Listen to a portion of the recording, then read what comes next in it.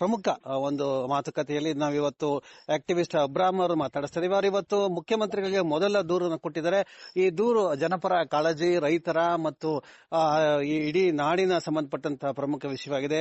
ಈ ಕುರಿತಂತೆ ನೇರವಾಗಿ ಅವ್ರನ್ನೇ ಮಾತಾಡ್ಸೋಣ. ಸರ್ ನಮಸ್ಕಾರ. ಸರ್ ನಮಸ್ಕಾರ. ನಮಸ್ಕಾರ ಸರ್, ಈಗ ನಿಮ್ಮ ದಾಖಲೆಗಳು ಇವತ್ತು ತಲುಪಿದಾವೆ. ಇವತ್ತು ತಾವು ಏನು ದೂರನ್ನ ಮುಖ್ಯಮಂತ್ರಿಗಳಿಗೆ ಕೊಟ್ಟಿದ್ದೀರಾ? ಸೊ ಈ ದೂರನ ಕುರಿತಂತೆ ನಮ್ಮ ನಾಡಿನ ವೀಕ್ಷಕರಿಗೆ ತಾವೇನು ಹೇಳ್ತೀರಾ ಸರ್? ಡಿ ಕೆ ಶಿವಕುಮಾರ್ ಅವರು ಮುಖ್ಯಮಂತ್ರಿಗಳಾಗಿ ಅವರಿಗೆ ಅಫಿಷಿಯಲ್ ಆಗಿ ನೀಡಿದಂತ ಮೊಟ್ಟ ಮೊದಲನೇ ಪಿಟಿಷನ್ ನಂದೇ ಆಗಿರ್ತದೆ. ಅದು ಅವ್ರಿಗೆ ಸಂಬಂಧಪಟ್ಟದ್ದೇ ಆಗಿರ್ತದೆ. ಯಾಕಂದ್ರೆ ಅಂದ್ರೆ ಇದು ವೈರುಧ್ಯ, ಇದು ಇಟ್ಸ್ ಕೋಇನ್ಸಿಡೆನ್ಸ್ ಅಂತ ಇಟ್ಕೋಬೋಣ. ಎನಿವೆ, ಅವರು ಡಿ ಕೆ ಶಿವಕುಮಾರ್ ಮತ್ತು ರೇವಂತ್ ರೆಡ್ಡಿ ಅವರು ಈ ನೈಸ್ ಯೋಜನೆ ಇದೆಯಲ್ಲ, ಬ್ಯಾಂಗ್ಳೂರ್ ಮೈಸೂರು ಎಕ್ಸ್ಪ್ರೆಸ್ ವೇ, ಆ ಪ್ರಾಜೆಕ್ಟ್ ಅನ್ನ ಅವರು they want to take it over. ಅದನ್ನ ಅವರು ವರ್ಷಕ್ಕೆ ತಗೋಬೇಕು ಅಂತ ಪ್ಲಾನ್ ಮಾಡ್ತಾ ಇದ್ದಾರೆ ಬಿಸ್ನೆಸ್ ರೀತಿಯಲ್ಲಿ. ಅದರ ಮಾತುಕತೆಗಳು ಅಂತಿಮ ಸ್ಟೇಜಸ್ ಅಲ್ಲಿದೆ. ಓಕೆ, ಈಗ ಸಿಚುವೇಶನ್ ಹೆಂಗೆ ಅಂತ ಹೇಳಿದ್ರೆ, ರಾಮನಗರ, ಮದ್ದೂರು, ಮಂಡ್ಯ, ನಮ್ಮ ಇವ್ರದ್ದು ಯೋಗೇಶ್ವರದು ಚನ್ನಪಟ್ಟಣ, ಆಮೇಲೆ ಶ್ರೀರಂಗಪಟ್ಟಣ, ಇವೆಲ್ಲ ಎಲ್ಲವಕ್ಕೂ ಕಾಂಗ್ರೆಸ್ MLA-ಗಳಾಗಿದ್ದಾರೆ. ಹೌದು, ಕಾಂಗ್ರೆಸ್ ವೋಟ್ ಹಾಕಿದ್ದಾರೆ. ಇವರು ಮುಖ್ಯಮಂತ್ರಿಗಳಾಗಿದ್ದಾರೆ. ಇವರು ಮುಖ್ಯಮಂತ್ರಿ ಆಗೋ ಮುಂಚೆ ಬಿಸ್ನೆಸ್ ಮ್ಯಾನ್ ಅಂತ ಇಟ್ಕೊಳ್ಳೋಣ. ಮುಖ್ಯಮಂತ್ರಿ ಆಗಿರೋದ್ರಿಂದ ಅವ್ರಿಗೆ ಒಂದು ಪ್ರಶ್ನೆ, ಕಾನ್ಫ್ಲಿಕ್ಟ್ ಆಫ್ ಇಂಟ್ರೆಸ್ಟ್ ಬರುತ್ತೆ. ಕಾನ್ಫ್ಲಿಕ್ಟ್ ಆಫ್ ಇಂಟ್ರೆಸ್ಟ್ ಅನ್ನೋದು ಹೆಂಗೆ ಅಂತಂದ್ರೆ, ನೀವು ಯಾರ ಕಡೆ ನಿಂತ್ಕೋತೀರಾ ಅಂತ ನೀವು ತೀರ್ಮಾನ ಮಾಡಬೇಕು. ಪಬ್ಲಿಕ್ ಕಡೆನೋ ನಿಮ್ಮ ಪ್ರೈವೇಟ್ ಪರ್ಸನಲ್ ಬಿಸ್ನೆಸ್ ಕಡೆನೋ ಅಂತ. Yes sir, yes sir. ಈ ಬಡ ಜನ ಯಾರು ಸಫರ್ ಆಗ್ತಾ ಇದಾರೋ ಅವ್ರ ಪರ ನೀವು ನಿಂತ್ಕೊಳ್ಳಂಗಿದ್ರೆ ಆ ಯೋಜನೆಗೆ ವಿರುದ್ಧವಾಗಿ ನೀವು ನಡ್ಕೋಬೇಕು. ನಡ್ಕೊಂಡು ನೀವು ಆ ಪ್ರಾಜೆಕ್ಟ್ ನ, ಈಗ ಹೈಕೋರ್ಟ್ ಆಲ್ರೆಡಿ ಒಂದು ಹೇಳಿಕೆಯನ್ನು ಕೊಟ್ಟಿದೆ. ಹೇಳಿಕೆ ತಾರ್ಕಿಕ್ ಅಂತ ಹೇಳ್ಬಹುದು. ಹೈಕೋರ್ಟ್ ಏನ್ ಹೇಳಿದೆ ಅಂತಂದ್ರೆ, 30 ವರ್ಷದಿಂದ ಇಟ್ಕೊಂಡು ರೈತರ ಜಮೀನೆಲ್ಲ ಇದಾಗಿ ಅವರು ಈ ಪ್ರಾಜೆಕ್ಟ್ ಅನ್ನು ನಡೆಸೋಂಗ್ ಕಾಣಿಸ್ತಾ ಇಲ್ಲ. ಇದನ್ನ ನೀವ್ ಯಾಕೆ ಪುನರ್ ಪರಿಶೀಲನೆ ಮಾಡಿ ಕ್ಯಾನ್ಸಲ್ ಮಾಡೋ ಅವಶ್ಯಕತೆ ಇದೆ, ಕ್ಯಾನ್ಸಲ್ ಮಾಡಿ ಚೆಕ್ ಮಾಡಿ ಅಂತ ಹೇಳಿದ್ದಾರೆ. ಇದನ್ನ ನೀವು ಮಾಡ್ತೀರಾ? ಈಗ ನಾವು ನಿಮಗೆ ದಾಖಲೆಗಳೆಲ್ಲ ಕೊಡ್ತೀವಪ್ಪ. ಆ ಮೊಟ್ಟ ಮೊದಲನೇದಾಗಿ ಇರೋ ಕೇಸ್ ಇದೆಯಲ್ಲ, ಕಂಪ್ಲೇಂಟ್ ಹೈಕೋರ್ಟ್ ಅಲ್ಲಿ, ಫಸ್ಟ್ ಈ ಕಂಪನಿಯವರು ಏನ್ ಮಾಡ್ತಾರೆ, 29/221/97 ರಿಪಿಟಿಷನ್ ಫೈಲ್ ಮಾಡಿಸ್ತಾರೆ. ಆ ರಿಪಿಟಿಷನ್ ಫೈಲ್ ಮಾಡಿದಂತ ವ್ಯಕ್ತಿ ಇವ್ರ ಕಡೆ, ಕಂಪನಿ ಕಡೆಯವರೇ, ಕಂಪನಿನವರೇ ಅವ್ರಿಗೆ ದಾಖಲೆಗಳು ಕೊಟ್ಟು ಏನೇನು ಇವರಿಗೆ ಸ್ಟ್ರಾಂಗ್ ಆಗಿ ಇವ್ರ ಫೇವರ್ ಆಗಿ ಬರಬೇಕು ಆದೇಶ, ಅದನ್ನೆಲ್ಲ ಚಾಲೆಂಜ್ ಮಾಡಿಸಿ ಅವ್ರ ಕೈಯಲ್ಲಿ ಹಾಕ್ಸ್ತಾರೆ. ಓಕೆ, ಆಗ ಸರ್ಕಾರದ ಪರ ನಿಂತ್ಕೊಳ್ಳೋದು ಮೇಜರ್ ರಮೇಶ್ ಅಂತ. ಆ ಮನುಷ್ಯ ಆಲ್ರೆಡಿ ಮಾರ್ಕೊಬಿಟ್ಟಿದ್ದ ತನ್ನ ತಾನೇನೆ. ಮಾರ್ಕೊಬಿಟ್ಟು ಎಲ್ಲವನ್ನು ಒಪ್ಕೋತಾನೆ ಅಲ್ಲಿ, ಕಂಪ್ನಿ ಇದೇನು ತಪ್ಪಿಲ್ಲ ಅಂತ. ಸೊ ಹಂಗಾಗಿ ಏನೇನ್ ಅದ್ರಲ್ಲಿ ಹಾಕಿದ್ರು ಅದನ್ನೆಲ್ಲ ಸ್ಟ್ರಾಂಗ್ ಆಗಿ ಇದು ಹೈಕೋರ್ಟ್ ಎತ್ತಿಡಿದ್ರಿಂದ, ಯಾವ ಸರ್ಕಾರ ಬಂದ್ರು ಸರಿ ಇದು ತಪ್ಪಿದೆ ಅಂತ ಹೋದ್ರೆ ಹೈಕೋರ್ಟ್ಗೆ, ಇಲ್ಲ ಸುಪ್ರೀಂ ಕೋರ್ಟ್ಗೆ ಹೋದ್ರೆ ಚೀಮಾರಿ ಹಾಕ್ಸ್ಕೊಂಡು ಫೈನ್ ಹಾಕ್ಸ್ಕೊಂಡು ಬರ್ತಾರೆ. ಆಗ್ತಾ ಇಲ್ಲ, ಯಾಕಂದ್ರೆ ಆರ್ಡರ್ ಅಲ್ಲೇ ಹಂಗ್ ಬಂದ್ಬಿಟ್ಟಿದೆ. ಅಷ್ಟು ಬಾರಿ ಚೆನ್ನಾಗಿ ತಗೊಂಡಿದ್ದಾರೆ. ಈಗ ಅದನ್ನ ಚಾಲೆಂಜ್ ಮಾಡಿ ಅಂತ ನಾನು ಮನವಿ ಮಾಡಿದ್ದೆ. ಇವರಿಗೆ ನಮ್ಮ ಪರಮೇಶ್ವರ್ ಅವರು ಕ್ಯಾಬಿನೆಟ್ ಸಬ್ ಕಮಿಟಿ ಚೇರ್ಮನ್ ಇದ್ರು. ಅವ್ರಿಗೆ HK ಪಾಟೀಲ್ರು ಎಲ್ಲರೂ, ಅವ್ರು 9 ಜನ, ನಮ್ಮ ಮಹದೇವಪ್ಪ, ಸತೀಶ್ ಜಾರಕಿಹೊಳಿ, ಪ್ರಿಯಾಂಕಾ ಖರ್ಗೆ, ಆದ್ರೆ ಎಲ್ರಿಗೂ ನಾನು ಅಪ್ಪಿಗೆ ಹಾಕಿದ್ದೆ. ಅದ್ರ ಜೊತೆ ಬೇರೆ ರಾಜಕೀಯ ಅಧಿಕಾರದಲ್ಲಿರೋರು, ಅಪೋಸಿಷನ್ ಲೀಡರ್ಸ್ ಅವರೆಲ್ಲ ಬರೆದಿದ್ರು ಇದನ್ನ ಗಂಭೀರವಾಗಿ ತಗೊಳ್ಳಿ ಅಂತ. ಈಗ ಡಿ ಕೆ ಶಿವಕುಮಾರ್ ಬಂದು ಕೂತಿದ್ದಾರೆ. ಏನಾಗುತ್ತೆ ಶಿವಕುಮಾರ್ ಡಿಸೈಡ್ ಮಾಡಬೇಕು. ಅಲ್ಲ ಸರ್, ಈಗ ಆಲ್ರೆಡಿ ಈಗ ನಿಮ್ಗೆ ರಸ್ತೆ ಪರ್ಪಸ್, ಈಗಾಗಲೇ ನಿಮ್ಗೆ ರಸ್ತೆ ಪರ್ಪಸ್ ಹೊರಟಾಗಿದೆ. ಯಾಕಂದ್ರೆ ಅಲ್ಲಿ ನಿಮ್ಗೆ ರಾಷ್ಟ್ರೀಯ ಹೆದ್ದಾರಿ ಬಂದಿದೆ, ಮತ್ತೆ ಇವರು ಕಾಮಗಾರಿ ಮಾಡ್ಲಿಲ್ಲ. ಈಗ 20,000 ಎಕರೆ ಇವ್ರ ಹತ್ರ ಇದೆ, ಇಟ್ಕೊಂಡು ಏನ್ ಮಾಡ್ತಾ ಇದಾರೆ ಸರ್ ಅದನ್ನ? ರೈತರಿಗೆ ಇನ್ಸ್ಟಾಲ್ಮೆಂಟ್ ಅಲ್ಲಿ ಆತ್ಮಹತ್ಯೆ ಮಾಡ್ಕೊಳ್ಳಕ್ಕೆ ಅವಕಾಶ ಮಾಡಿಕೊಡ್ತಾ ಇದ್ದಾರೆ. ಪರಿಹಾರನೂ ಕೊಟ್ಟಿಲ್ಲ, ಸರ್ಕಾರನೂ ಕ್ರಮ ಕೈಗೊಳ್ಳಲ್ಲ, ಕಾಮಗಾರಿನೂ ಮಾಡಕ್ಕಾಗಲ್ಲ.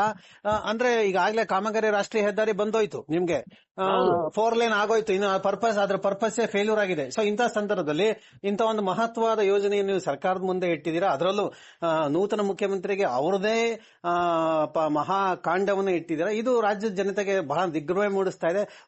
ಇದು ಈ ಪ್ರಕರಣ ಅಂತ ಅನ್ನಿಸ್ತಾರೆ. ತಾವೇನ್ ಹೇಳ್ತೀರಾ ಸರ್ ಇದು? ಈಗ ಡಿ ಕೆ ಶಿವಕುಮಾರ್ ಅವರು ಈ ಯೋಜನೆ ಇದೆಯಲ್ಲ, ಈ ನೈಸ್ ಕಂಪನಿ ಜೊತೆ ಅವ್ರಿಗಿರೋ ನಿಕಟ ಸಂಬಂಧ ನಮ್ಗೆ ಮೊದಲೇ ಗೊತ್ತಿತ್ತು. ಬಟ್ ಇತ್ತೀಚೆಗೆ ನಮ್ಗೆ ಗೊತ್ತಾಗಿದ್ದು ಈ ರೇವಂತ್ ರೆಡ್ಡಿ ಡಿ ಕೆ ಶಿವಕುಮಾರ್ ಇಬ್ಬರು ಸೇರ್ಕೊಂಡು ಪಾರ್ಟ್ನರ್ಶಿಪ್ ಅಲ್ಲಿ 20,000 ಎಕರೆ ಅವ್ರಿಗೆ 20,000 ಎಕರೆ ಅಂತ ಸಲೀಸೇನ್ರಿ? ಸರ್ ಏನು ಎಲ್ಲ ಕೇಳಿದ್ರೆ ಮೈ ಜುಮ್ಮನ್ ಅಂತಲ್ಲ ಸರ್, ಇದೇನಿದು, ಎಲ್ಲಿಗೆ ಹೋಗ್ತಾ ಇದೀವಿ ನಾವು? ನಿಮ್ಗೆ ಏನಾಗುತ್ತೆ, 20,000 ಎಕರೆ ಕ್ಲಿಯರ್ ಟೈಟಲ್ ಬಂದ್ಬಿಟ್ಟಲ್ಲ ಕೈಗೆ.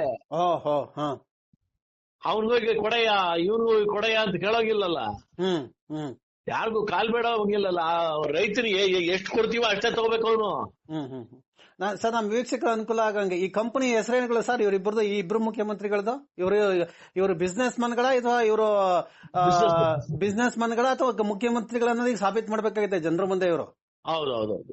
ಬಡವ್ರ ಜೊತೆ ನಿಂತ್ಕೋತಾರ, ಇಲ್ಲ ಅವ್ರ ಬಿಸ್ನೆಸ್ ಪರವಾಗಿ ನಿಂತ್ಕೋತಾರ ಅಂತ. ಸರ್, ಈ ಕಾನ್ಫ್ಲಿಕ್ಟ್ ಆಫ್ ಇಂಟ್ರೆಸ್ಟ್ ನಾವೇನು ಮಾತಾಡ್ತಾ ಇದೀವಿ, ಬಹುತೇಕ ಪ್ರಕರಣಗಳು ಇದು ಬರ್ತಕ್ಕಂತ ಈ ಪ್ರಶ್ನೆ ಸರ್, ಇದನ್ನ ನ್ಯಾಯಾಂಗ ಹೇಗ್ ಸಾಲ್ವ್ ಮಾಡುತ್ತೆ? ತಾವು ಈಗ ಈ ಹಲವಾರು ಪ್ರಕರಣಗಳಿಗೆ ತಾವೇ ವಾದ ಮಾಡಿದಿರಾ, ನೋಡಿದೀನಿ, ಸಾಕಷ್ಟು ಮಾತಾಡ್ತಾ ಇರ್ತೀರಾ. ಮತ್ತು ಈ ಪ್ರಕರಣದ ವಿರುದ್ಧ ಏನು ಸ್ವತಃ HD ದೇವೇಗೌಡರು, ಕುಮಾರಸ್ವಾಮಿ ಇವರೆಲ್ಲ ಕೂಡ ಹೋರಾಟ ಮಾಡಿದ್ದಾರೆ. ಅಲ್ಲಿಯ ನೂರಾರು ರೈತರು ಇವತ್ತಿಗೂ ಕೂಡ ಹೋರಾಟ ಮಾಡ್ತಾ ಇದ್ದಾರೆ. ಇದೊಂದು ತಾರ್ಕಿಕ ಅಂತ್ಯ. ತಾವು ಹೇಗೆ ನೋಡ್ತೀರಾ ಇದನ್ನ? ತಾರ್ಕಿಕ ಅಂತ್ಯ ಅಂತ ಹೇಳಿದ್ರೆ ನಾವು ಹೈಕೋರ್ಟ್ ಇಂದ ಈ ಆದೇಶವನ್ನು ರದ್ದುಗೊಳಿಸಬೇಕು. ಅದಕ್ಕೆ ನಾನು ಆಲ್ರೆಡಿ ಕುಮಾರಸ್ವಾಮಿ ಸಂಪರ್ಕದಲ್ಲಿ ಇದ್ದೀನಿ. ಅಲ್ಲ, ಈಗಾಗಲೇ ನ್ಯಾಯಾಲಯ ಆದೇಶ ಇದೆಯಲ್ಲ ಸರ್, ಈಗ ಅಲ್ಲೇನು ಹೊಸದೇನು ಬೇಕಾಗಿಲ್ವಲ್ಲ ಈಗ? ಅಲ್ಲಲ್ಲ, ನ್ಯಾಯಾಲಯದು ನೀವು ನೋಡಿ ಅದನ್ನ ಪುನರ್ ವಿಮರ್ಶನೆ ಮಾಡಿ ಅಂತ ಅವ್ರು ಹೇಳಿರೋದು. You look into that matter again. ಇಷ್ಟು ವರ್ಷ ಬಿಟ್ಟಿದ್ದೀರಲ್ಲ, ನೋಡ್ರಿ ಅದನ್ನ ಎತ್ತು ಬಿಸಾಕ ಬೇಕಾಗಿದ್ರೆ ಬಿಸಾಕ್ರಿ, ಅದು ಯೋಚನೆ ಮಾಡಿ ಅಂತ. ಇದ್ರ ಬಗ್ಗೆ ಏನ್ ಮಾಡ್ತಾ ಇಲ್ಲ ಇವರು. ಆ ನ್ಯಾಯಾಂಗ ಹೇಳಿದ್ರು ನೀವು ಕೇಳ್ತಾ ಇಲ್ಲ, ಆ ಕಡೆ ಗಮನನೇ ಇಲ್ಲ. ಬಟ್ ನಮಗ್ ಬೇಕಾಗಿರೋದು ಎಷ್ಟೇ ಆದ್ರೂ ಅವರು ಈಗ ಸರ್ಕಾರ ಏನಾದ್ರು ಮಾಡಿದ್ರೆ ಅದಕ್ಕೆ ವಿರುದ್ಧವಾಗಿ ನೈಸ್ನವರು ಕೋರ್ಟ್ ಹೋಗ್ತಾರೆ. ಅಲ್ಲಿ ಕೋರ್ಟ್ ಅಲ್ಲಿ ಫಸ್ಟ್ ತಗೊಂಡ್ರು ಆರ್ಡರ್ ಅವ್ರ ಪರ ಇದೆ. ಅದನ್ನ ಹೊಡೆದ್ರೆ ಬಾಕಿ ಎಲ್ಲ ನೂರಾರು ಕೇಸ್ಗಳು ಬಿದ್ದೋಗ್ತದೆ. ಒಂದೇ ಏಟಲ್ಲಿ 106 ಕೇಸ್ಗಳು ಬಿದ್ದೋಗ್ತದೆ. ಅದು ಗೊತ್ತಿದೆ. ಅದನ್ನ ಮಾಡಿ ಅಂತ ನಮ್ಮ ಒತ್ತಡ.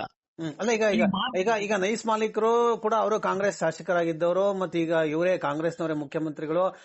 ಈಗ ಈ ಪ್ರಕರಣ ಸುಲಭವಾಗಿ ಇತ್ಯರ್ಥ ಆಗುತ್ತಾ ಇದು, ಅಥವಾ ಎಲ್ಲವನ್ನೂ ಅಲ್ಲಲ್ಲೇ ಮುಚ್ಚಾಕ್ತಕ್ಕಂತ ಕೆಲಸ ನಡೆಯುತ್ತೆ ಸರ್? ತಾವೀಗ ಹೋರಾಟಕ್ಕೆ ಹಿಡಿದ್ರೆ ನಮ್ಗೆ ನಂಬಿಕೆ ಬಂದಿದೆ ಖಂಡಿತ ಮುಚ್ಚಾಕಕ್ ಸಾಧ್ಯವಿಲ್ಲ ಅಂತೇಳಿ. ಮುಚ್ಚಾಕಕ್ಕೆ ಅವ್ರು ಪ್ರಯತ್ನ ಮಾಡ್ಲಿ, ಬಟ್ ನನ್ನನ್ನು ಮುಚ್ಚೋವರೆಗೂ ಅವ್ರು ಮುಚ್ಚಕ್ ಆಗಲ್ಲ. ನನ್ನನ್ನ ಪೆಟ್ಟಿಗೆಯಲ್ಲಿ ಹಾಕಿ ಮುಚ್ಚೋವರೆಗೂ. ಯಾಕೆಂದ್ರೆ ಈಗ 14 ಸೈಟ್ಗಳದ್ದು ತಾರ್ಕಿಕ ಅಂತ್ಯ ಕಂಡಿಸ್ತು ಸಿದ್ದರಾಮಯ್ಯ 14 ಸೈಟ್ಗಳದ್ದು. ಸೊ ಇದು ಕೂಡ ಒಂದು ತಾರ್ಕಿಕ ಅಂತ್ಯ ಆಗುತ್ತೆ. 20,000 ಎಕರೆ ಇದು ಕೇಳಿದ್ರೆ ಹೆಸರು ಮೈ ಜುಮ್ ಅನ್ನುತ್ತೆ. ಇದು 24 ಇನ್ನ ಅದು 20,000 ಎಕರೆ ಅದಲ್ಲ, ಎಷ್ಟು ಜನ ಆತ್ಮಹತ್ಯೆ ಮಾಡ್ಕೊಂಡಿದಾರ್ರಿ. ಈಗ ಒಬ್ರಲ್ಲಿ ಚನ್ನಪಟ್ಟಣದಲ್ಲಿ ರೈತ ಮಗಳದು ಮದುವೆ ನಿಶ್ಚಯ ಮಾಡ್ಬಿಟ್ರು. 10 ದಿನ ಇದ್ದಂಗೆ ಆ ಪತ್ರ ಹತ್ಕೊಂಡ್ಬಿಟ್ಟು DCC ಬ್ಯಾಂಕ್ ಅಲ್ಲಿ ಕೊಟ್ಬಿಟ್ಟು ಅಲ್ಲ ಸಾಲ ತಗೋಣ ಅಂತ ಹೋದ್ರೆ ವರ್ಷಕ್ಕೆ ಲಾಯಕು ಈ ಪೇಪರ್ ಅಲ್ಲಿ ಏನು ನಡೆಯಲ್ಲ, ಎಲ್ಲ ಅಕ್ವೈರ್ ಆಗ್ಬಿಟ್ಟಿದೆ. ಅಕ್ವೈರ್ ಅಂದ್ರೆ ನೋಟಿಫಿಕೇಶನ್ ಆಗ್ಬಿಟ್ಟಿದೆ ಅಂತ ಹೇಳೋದು. ಆ ಮನುಷ್ಯ ರಾತ್ರಿ ಬಂದು ನೇಣ್ ಹಾಕೋತಾನ್ರಿ. ಯಾವ ಪಾಪರಿ ಅದು ಅಲ್ವಾ?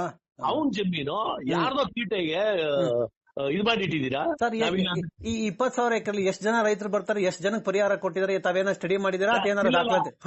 ಈ ಪರಿಹಾರ ಅನ್ನೋದು ಕೊಟ್ಟಿರೋದು ಬರೀ ಬೆಂಗಳೂರು ಸುತ್ತಮುತ್ತಲು ಇದೆಯಲ್ಲ, 21,893 ಅಂತ ಇದೆ. 21,193 ಆ ಬೆಂಗಳೂರು ಸುತ್ತಮುತ್ತಲು ಇರೋದು ಮಾತ್ರ ಕೊಟ್ಟವ್ರೆ. ಅದು ಮಾರ್ಕೆಟ್ ರೇಟ್ ಅನ್ನು ಕೊಟ್ಟಿಲ್ಲ, ಇವ್ರಿಗೆ ಬಂದಾಗ ಕೊಟ್ಟವ್ರೆ.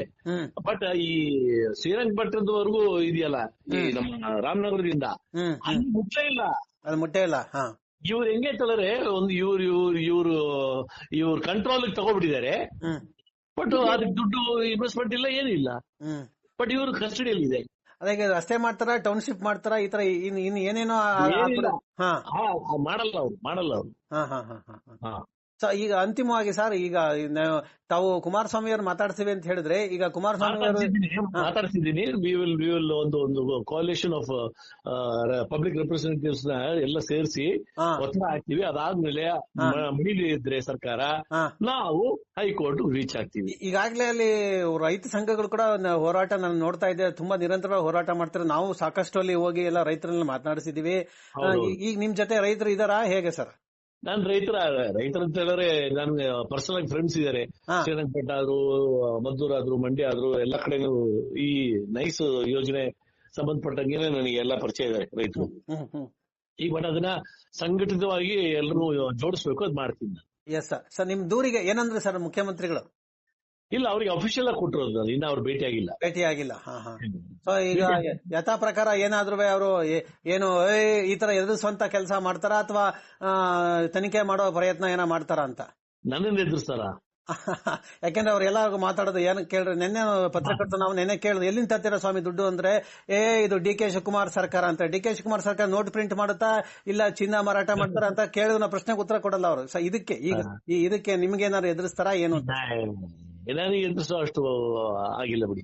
ಸಿಎಂ ಆಗಿರ್ಬೋದು, ಬಟ್ ನನಗೆ ಸಿಎಂ ಆಗಿರ್ಬೋದು. Yes yes yes sir. ಅಲ್ಲಿವರೆಗೂ ಬಂದಿಲ್ಲ ಬಿಡಿ. Yes sir. ಮೊದಲನೇ ದಿನವೇ ಒಂದು ದೊಡ್ಡ ಶಾಕ್ ಅನ್ನು ಕೊಟ್ಟಿದ್ರ. ಸೊ ಈ ಶಾಕ್ಗೆ ಏನಾಗುತ್ತೆ, ತಾವು ಹೋರಾಟ ಹೇಗೆ ಮುಂದುವರಿಸ್ತೀರಾ ಅಂತ ಹೇಳಿ ನನ್ನ ಕೊನೆ ಇದು ಸರ್, ತಾವೇನು ಹೇಳ್ತೀವಿ? ನಾನು ಇದನ್ನ ತಾರ್ಕಿಕ ಹಂತಕ್ಕೆ ನೋಡಿಸ್ತೀನಿ, ತಗೊಂಡೋಗ್ತೀವಿ ನಾವು. ಎಸ್ ಸರ್, ನಿಮ್ಮ ಹೋರಾಟದ ಜೊತೆ ನಾವಿರ್ತೀವಿ ಸರ್. ರೈತರು ಕೂಡ ನಿಮ್ ಜೊತೆ ಕೈ ಜೋಡಿಸ್ತಾರೆ. ಸಿಎಂ ಅವ್ರಿಗೆ ಮೊದಲನೇ ಸವಾಲ್ ಹಾಕಿದ್ರೆ, ನೋಡೋಣ ಈ ಸವಾಲ್ ಹೇಗೆ ಅವರು ಸ್ವೀಕರಿಸಿ ಇದನ್ನ ಪರಿಹಾರ ಮಾಡ್ತಾರೆ ಅಂತ ಹೇಳಿ ಮಾತಾಡಿ. ಧನ್ಯವಾದಗಳು ಸರ್. ನಮಸ್ಕಾರ ಸರ್. ಧನ್ಯವಾದ.